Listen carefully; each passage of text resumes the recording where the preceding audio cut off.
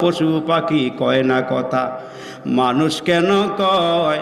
আচ্ছা মানুষ বলহ দেখি কেমন করে হয়?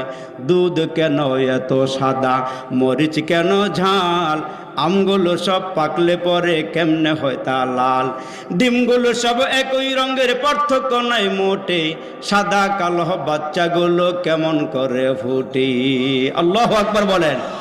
ডিমগুলো সব একই রঙের পার্থক্য নাই মোটে, সাদা কালো বাচ্চাগুলো কেমন করে ফুটে?